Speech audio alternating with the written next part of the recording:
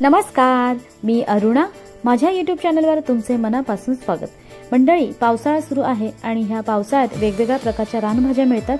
त्यातलीच एक भाजी म्हणजे तेलपट. काही ठिकाणी याला सायवळ सुद्धा म्हणतात.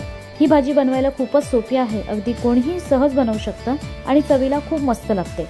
चला तर मग बघूया अगदी मोजक्या साहित्यात बनणारी तेलपटाची भाजी. ही बघा, ही आहे तेलपटाची भाजी. अशी जुड्यांमध्ये येते आणि वेलींसारखीच दिसते. ह्याला अशी फारशी पानं नसतात, कारण त्याला जर पानं यायला सुरुवात झाली की ती भाजी जून व्हायला सुरुवात होते. आणि घेताना अशी मोडून बघायची, पटकन तुटली की तीच भाजी घ्यायची. जर कडक वाटली तर ती भाजी घ्यायची नाही. सगळ्यात आधी तर मी ही भाजी नळाखाली स्वच्छ धुवून घेतलेली आहे आणि त्यानंतर एका चाळणीवर मी अशी निथळायला ठेवली आहे. निथळून झाल्यानंतर मी ही भाजी कट करायला घेते. कट करताना हे बघा, कधी कधी हा वरचा भाग ना कडक वाटला की तो काढून टाकायचा. जेवढा कोवळा भाग आहे तेवढाच घ्यायचा. शक्यतो जुडीच घेतली तरी सुद्धा चालेल. फक्त एकदा खात्री करून घ्यायची की भाजी पूर्ण व्यवस्थित निवडलेली आहे की नाही, कुठे आतमध्ये खराब वगैरे असेल तर ती काढून टाकायची. असं जुडी सकट घेतलं की मग कापायला छान पडते. आता फोडणीची तयारी. त्यासाठी मी एका लोखंडी तव्यामध्ये 2 चमचे तेल गरम केलंय आणि ह्यात आता मी घालते बारीक चिरलेले 2 मोठे कांदे. कांदा आपण व्यवस्थित परतून घेऊया.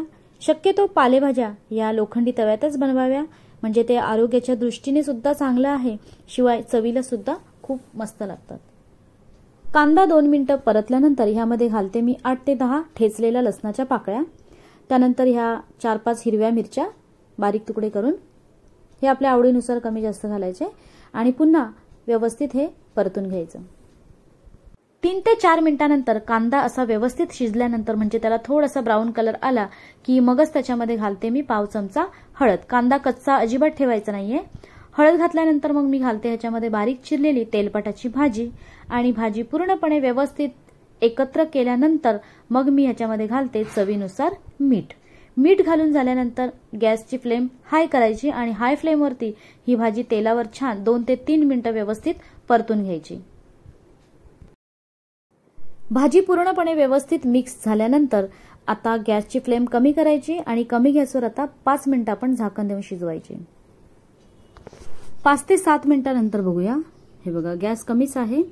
आता पूर्ण एकदा व्यवस्थित मिक्स करायची आणि अशी दाबून बघायची भाजी शिजले की नाहीये. नरम जर झाली तर भाजी शिजली अशी समजावे. पण बऱ्याचदा काय होतं, तेलपट कापताना कोवळा वाटतो, पण कधी कधी असं होतं की शिजताना थोडा कडक राहतो. पालेभाज्या तशा पाणी घालून शिजवत नाहीत, पण तरी सुद्धा जर एक 6-7 मिनिटांनंतर अंदाज घ्यायचा. जर 6 ते 7 मिनिटांनंतर शिजली नाही तर त्याच्यामध्ये किंचित 1 छोटा चमचा पाणी घालायचं, झाकण ठेवायचं आणि पुन्हा 5 मिनिटं शिजून द्यायचं. 10 मिनिटांनंतर भाजी आता पूर्णपणे शिजलेली आहे. मी गॅस बंद केलेला आहे. भाजीचा सुगंध घरभर पसरलेला आहे. भाजी छान कोवळी असेल तर 8 ते 9 मिनिटातच पूर्णपणे शिजते. तर अशी ही बिना खताशिवाय, बिना औषधाशिवाय रानात आपोआप उगवलेली रानभाजी तेलपट तुम्ही नक्की ट्राय करा. घरातील सगळ्यांना नक्की आवडेल. ही भाजी तुम्ही चपातीसोबत, भाकरीसोबत खूप छान लागते. तसेच शेवळाच्या आमटी आणि भातासोबत तर खूपच भारी लागते. शेवळाच्या आमटीची रेसिपी जर तुम्ही बघितली नसेल तर त्याची लिंक मी डिस्क्रिप्शन बॉक्समध्ये दिलेली आहे. तुम्ही जर बघितली नसेल तर तुम्ही तिथे जाऊन चेक करू शकता.